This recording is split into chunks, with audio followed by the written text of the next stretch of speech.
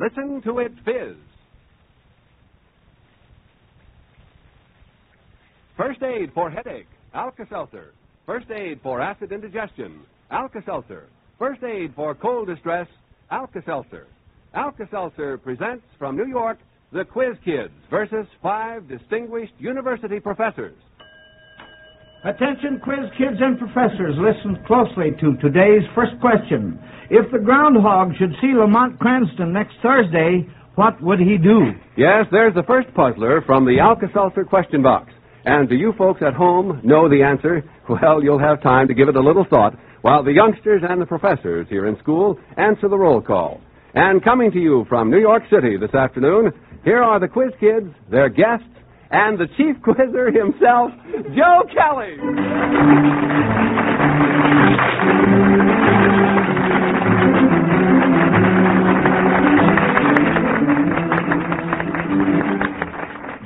Thank you, Durward Kirby, and hello, everyone. Welcome to another competitive question session with the Quiz Kids. And I do mean competitive, for again this afternoon it's the Quiz Kids versus the professors. You know, friends, several weeks ago the Quiz Kids matched wits with 4 professors from the University of Michigan, and here in New York City this afternoon they're facing 5 professors from 4 different universities. And both teams are ready and eager to begin, so let's meet them and get started. So here we go with roll call. A Quiz Kid first, then a professor, and so on until we meet all 10 of you. All right, Joel? I'm Joel Kupferman. I'm 13 years old, and by now I hope I'm a 2B at Roosevelt High School in Chicago. Professor Kilcoyne?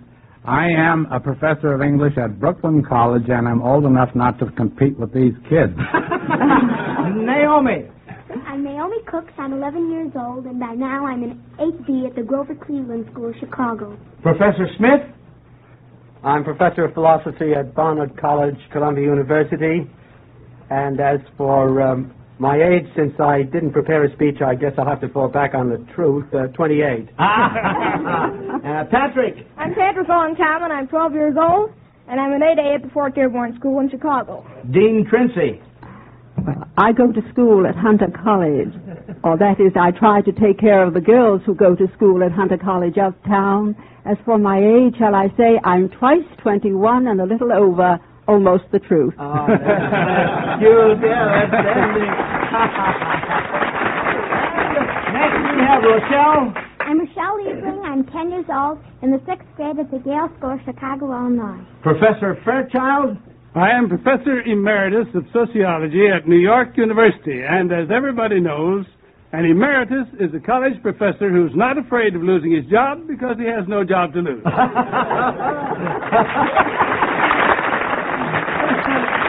Malcolm. I'm Malcolm Mitchell. I'm 12 years old, and I'm in the 8B at Winthrop Junior High School, Brooklyn. And Professor Freeman. I'm a professor of English at Hunter College in New York, and a doctor, one of those doctors, as a friend of mine once said, who can't do nobody no good. Well, friends, there's our lineup of experts, and here we go. Back to that first question, which was from Mrs. Raymond Alsop of Salinas, California. If the Groundhog should see Lamont Cranston next Thursday, what would he do? Well, now let's see. We have 2 professors' hands up, 4 quiz kids' hands, and Patrick's hand was first. Well, first I think I better explain. Lamont Cranston is the comic strip character known as the Shadow. Yeah, right. And next week is Groundhog Day, so he'll go back into his hole if he He sees his certainly shadow. was, yes, sirree, when he saw his shadow. Well, that's fine. Now then, Mrs. J.M. Smith of Kenmore, New York, has furnished us 3 or 4 names that are closely associated, but you are to supply the 4th. The first part consists of Jim Crowley, Elmer Layden, Harry Stuhldreher, and whom?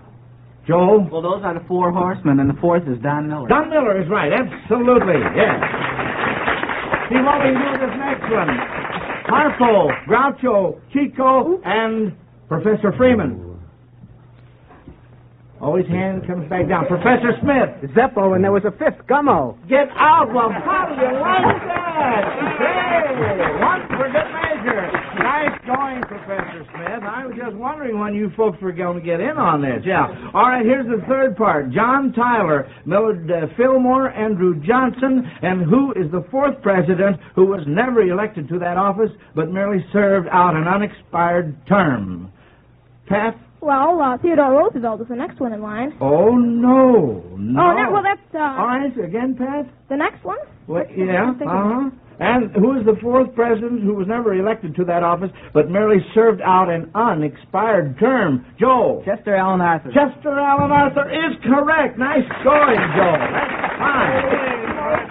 Yes, sirree. And that means that your right answer gives Mrs. J.M. Smith of Kenmore, New York, a Zenith table model radio phonograph. And say, friends, you will want to try for one of these Zenith radio phonographs, too. It's a dandy. The record player has the famous Cobra tone arm with three-way automatic record changer for all types of records, and the fine radio gives a deep, rich tone. Now, this Zenith radio phonograph is always Alka-Seltzer's award when the quiz kids answer your question correctly. But when they miss, listen to this, you have your choice between the Zenith Garfield television set and the large console Zenith radio phonograph combination.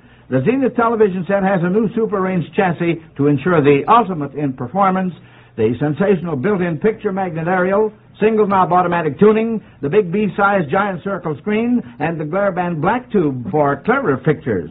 The large Zenith console radio phonograph is a wonderful combination. It plays all types of records and gives you AM and FM radio. So get busy, folks. Send those questions to Quiz Kids, Box Y, Chicago 77, Illinois. All right, here we go with more questions. Now, this question is from Alice Hanson of St. Paul, Minnesota. You are to try to identify these real or fictional people who met under unusual circumstances, and you must get 2 out of 3 on this.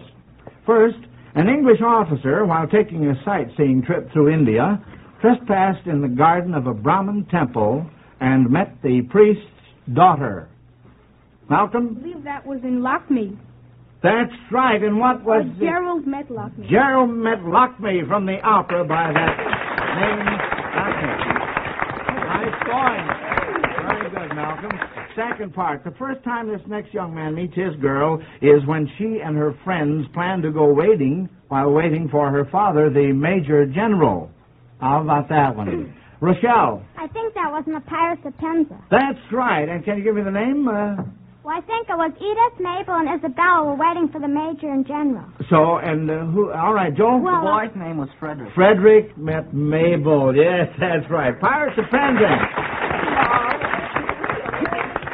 Now, in this last case, a young man paid $35 for a salesman's course, exhibited some paintings, and ended up with a wife. Now, there is a very difficult one. How about that? No hands from either board? No? Do we give up? Well, Mrs. Trinzy, that was your husband. Well, after all, don't you remember? Oh, dear, didn't we catch her off guard? But good. Well, I know you have a very busy mind, but well, would you mind telling us, Dean Trincy, just how did this all happen? Well, I think he paid more for the course than that. Oh, you do? Yes, I do. How much more would you say? Well, perhaps I never heard the whole story. Well, I'll tell you what. We sort of took him over in a corner and asked him about these things, and he told us, and oh, dear. Well, all right, that was a lot of fun, and that's what we want to have once in a while. Now, that was a very interesting question, and so is this next one, but before we tackle it, let's hear about first aid and Alka-Seltzer. First aid for acid indigestion. Alka-Seltzer. Friends, on those occasions when you eat too much or too fast, or when something you've eaten doesn't agree with you, the result is sometimes acid indigestion. And that's when you want fast, dependable relief. So be wise. Alkalize with Alka-Seltzer. Yes, drink a glass of sparkling Alka-Seltzer and see how quickly its soothing action can settle the upset stomach, how efficiently it acts to reduce gastric hyperacidity. There's nothing quite like Alka-Seltzer. It leaves a clean, fresh taste in the mouth, and a mighty welcome feeling in the stomach. We think you'll be amazed at Alka-Seltzer's fast, effective action against the distress of acid indigestion.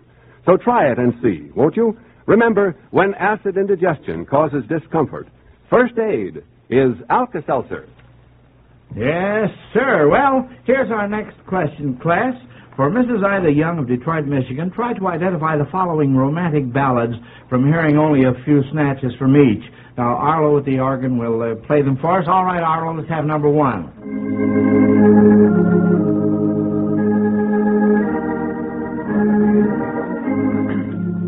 Professor Smith has his hand up. How Can I Leave Thee? How Can I Leave Thee? That's right. Professor Smith, could you sing just a little, a little sample? Oh, yes. How can I leave thee? How can... I hope that gets us ahead. I think we probably need one. Oh, well, it definitely does. Yes, sir. Crooner Smith. Oh, that was just fine. And here is number two.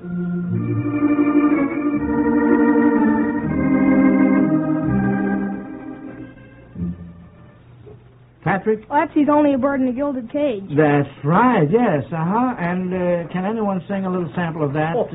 For instance, Professor Fairchild? Not that one. Oh, can't you really? No, give me another one, son. Oh, it's an old timer. I know. No, you don't remember? I'd hate to admit how old it is. Oh! Well, Pat, how about you? Can you give us a little I think sample? I can. He's only a bird in a gilded cage, a beautiful sight to see. You'd think she'd be happy and free from wonderful, Patty.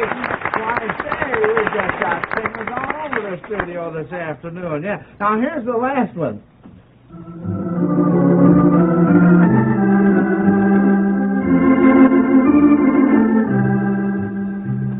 Professor Smith. That Abdullah Bulbul Amir? But that's not the name, is that? You sure? That's right. Yeah. Can you sing it? Oh, I'm afraid not.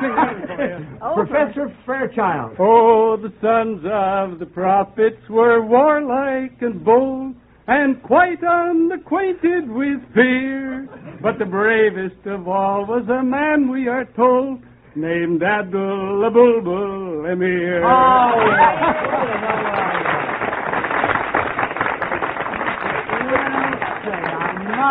I must confess I've never heard such singing. No, I'm sure. Oh, now, don't get me wrong, please. Now, please don't. All right. Here we go with our next question. Just to see how well you keep up with the news, Mrs. Grace Hawkins of Miami, Florida, wants to ask what important happening last week will necessitate the rewriting of a great many science books in order to insert the number 97. Malcolm? Well, I believe out in California they discovered what they think is an element, a new element. Yes. And they're at present undergoing the element supposedly is undergoing the test to determine whether it really is an element. That's right. Absolutely. Yes, sir. And by the way, the key man on this, insofar as the element is concerned, is our old friend Dr. Seaborg. Yes, sir, from the University of Berkeley. Well, now let's see. Harry Collins of Philadelphia, Pennsylvania, says he's a great believer in reading mystery stories for relaxation, and he would like to see if you contestants can identify three old favorites from the following quotations. You must try to get 2 out of 3. Here's the first one. The only possible object of this rather fantastic business of the advertisement of the League and the copying of the encyclopedia must be to get this not-over-bright pawnbroker out of the way. Professor Smith? That's Sherlock Holmes or Conan Doyle, the Red-Headed League. The Red-Headed League, that's right, Professor Smith, yes.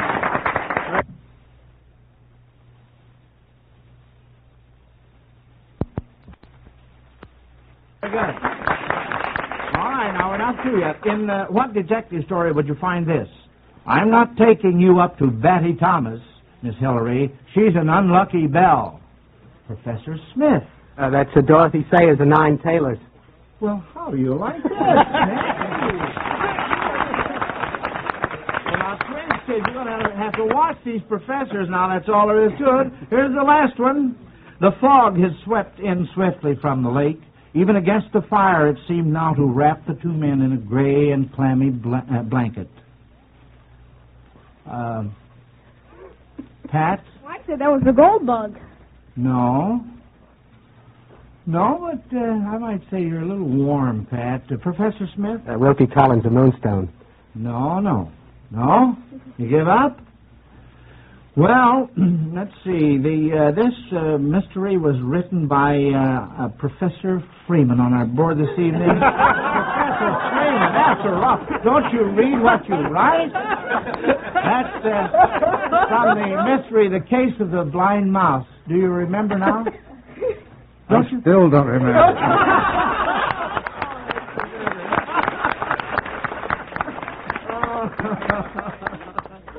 Oh, dear. Well, that was certainly fun. Mrs. Ruth Daves of Croton, New York, wants to try you on this one. If United States senators had characteristics that rhymed with their last names, who would these senators be? For instance, if a certain senator always held still, he would be... well, this is the example, but I have two hands up already. Pat? Well, that'd be Lister Hill of Alabama. Senator Lister Hill. That's the idea. Now then, here we go with the question. Try this. If one senator were a myth, the senator would be Professor Kilcoyne. Smith? That's right. We're from, by the way. New Jersey? New Jersey is right, Senator H. Alexander Smith, Republican from New Jersey. And here's part two. If a senator found reason to plead, he would be... Reed? Professor Kilcoyne. Senator right. Reed? But you must hold your hand up before you talk. He's slapping his wrist now. I'm used to talking without permission. Yeah.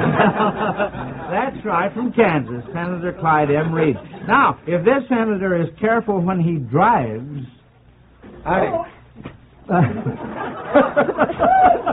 What did you say, Professor Kilcoyne, without your hand up? Oh, it was Professor Freeman. Meet me in the hall room after the cloakroom, yes.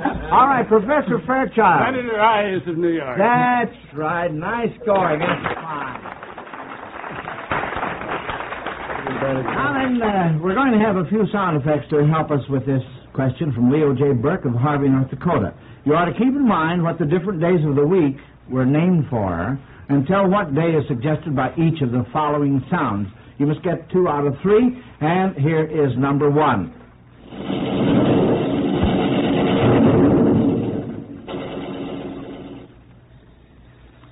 Naomi?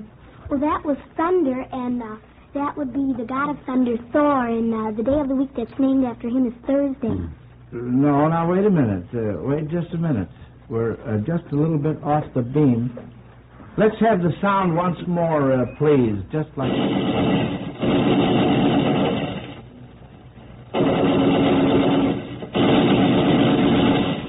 Malcolm. Well, that sounds like war, and the god of war was Mars, so it might be Tuesday. No, Pat. Well, it was Tuesday because the god of war was 2. No, wait a minute, Professor Smith. It's a Wednesday for Wotan's Day, God of War. Wotan, God of War. That's right, Professor Smith. That's correct.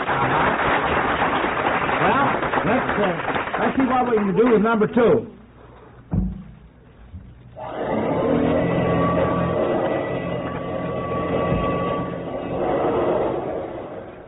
Professor Smith's hand went up so fast he's standing up. All right, Professor Smith. We can clean up on this one. It was Friday cleaning day. Why do you say Friday, though? Vacuum cleaner. All right, but you have to give me more. Cleaner. You have to give me more. Friday was named for whom? Oh. Naomi. Well, that would be Freya. Well, no. Joe? Freya, the goddess of the home. No, you're wrong. Naomi was closer. It's, Fricka? Frigga. That's right. Absolutely right. All right. Here's number 3.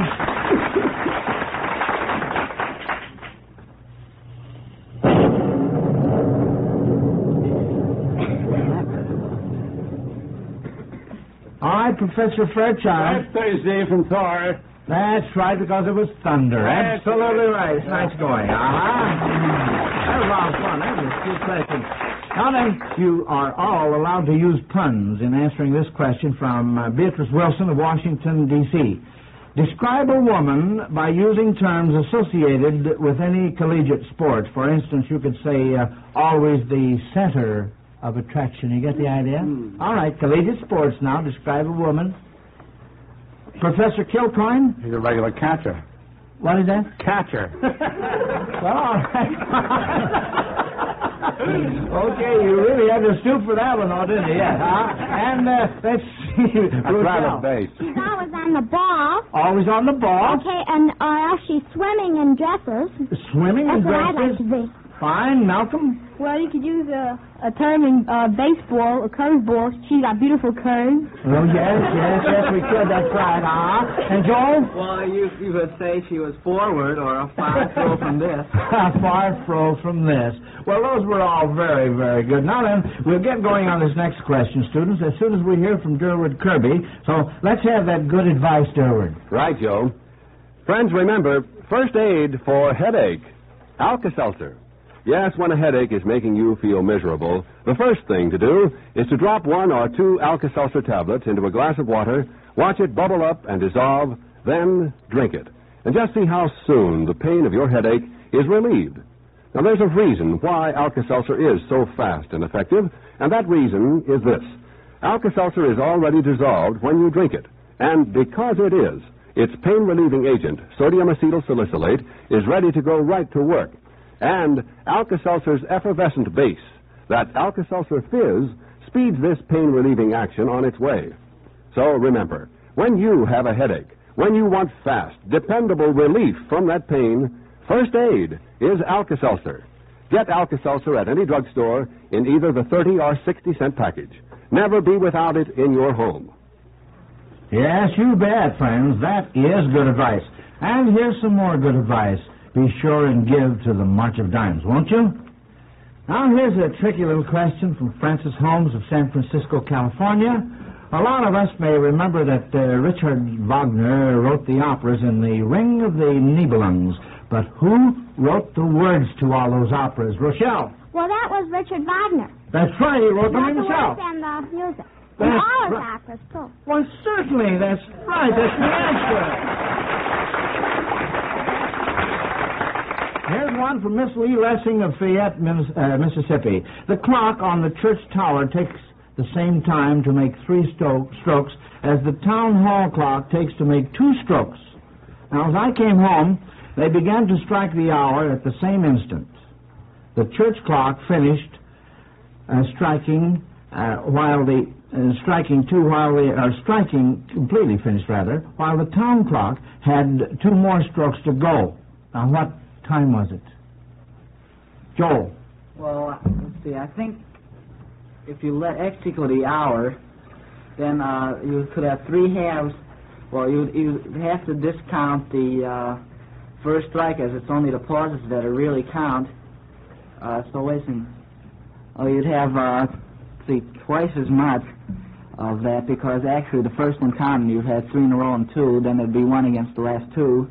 So you'd have twice times x minus 1, or minus the 2, or that's x minus 3. Twice times, in parentheses, x minus 3 would be equal to x minus 1.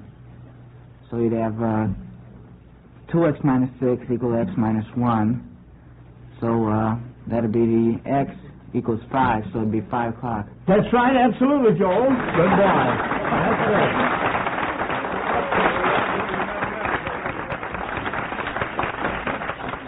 And as I said, as I came home, it was 5 o'clock in the afternoon, not the morning.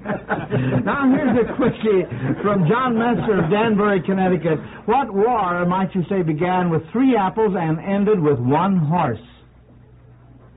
Professor Trinzy. The Trojan War. The Trojan War, that's very good. The next one is from Phyllis Colbert of Chicago, Illinois. Name 2 baseball players who had the same last names as 2 United States presidents. 2 baseball players who had the same last names as 2 United States presidents. Joel? Well, there's a player out on the Pacific Coast, I think he won the batting championship there, that has the last name Wilson. Wilson? And there was President Wilson. That's right. Can't you think of another Wilson, very famous Wilson of bygone days, Joel? Hack Wilson, that's right. All right, how about the other one now? Can we think of another one? Professor Freeman. What about Walter Johnson? And the president's name? The president's name was also German. Well, I was just double checking. I thought I might possibly catch you off base on that. But I didn't. Yes, sir. Mr. H.G. Hofcroft of Seattle, Washington asked this question. If you climbed these biblical mountains, what important event that once took place there might you reconstruct in your imagination? And first is Mount Sinai. Pat. Well, Moses got the Ten Commandments there. That's right, Patty, that's right. How about Mount Ararat? All right, Professor Smith. The Ark rested on Mount Ararat. That's right. And how about the Mount of Olives? The Mount of Olives, Pat? Well, that's when Jesus went to pray for the last time. That's known. That's right. That's correct, Yes. Patty. Yes. This question is from Catherine Hudson of New York City. When most good ball players walk out on the field, you hear a lot of O's and R's and gollies and G's from their fans. But what player gets 100 G's for walking out on the field? Professor Fairchild. DiMaggio. Joe DiMaggio. $100,000. And then you'll need plenty of imagination for this question from Mrs. R. Hogan of River Forest, Illinois. If you were buying a garment of clothing for the following people and chose garments that were appropriate according to the name of each person, let's see what you could purchase. For instance, you might buy a racketeer a slicker. You get the idea? All right. Now here's the question. What might you buy a girl paratrooper? A garment of clothing. Professor Freeman. Jumpers. A jumper, yes. Right. And what might you buy for a painter? Real quick. A painter. Remember, a garment of clothing. Joe. Well, something that I just brushed by. Well, yes, but what else now? What do they put on a house first? All right, Naomi. A coat. A coat, that's it. Good girl, yes. Well, say, that old school bell means our question session is over, class. The next puzzler's for the judges. Which team won? The professors or the quiz kids? We'll have the answer for you in just a minute, but first here's an important message for our listeners. Don't take chances. Are you giving your family the protection of one-a-day brand multiple vitamin capsules for these winter months? You buy winter coats and warm clothing as insurance against winter's colds and snows. But by all means, remember your wintertime vitamin insurance, too. Make mealtime your vitamin time. Put that one-a-day brand multiple vitamin bottle on the table and make sure everyone in your family takes one-a-day brand multiple vitamins. 60 capsules, 2 months supply, only $2.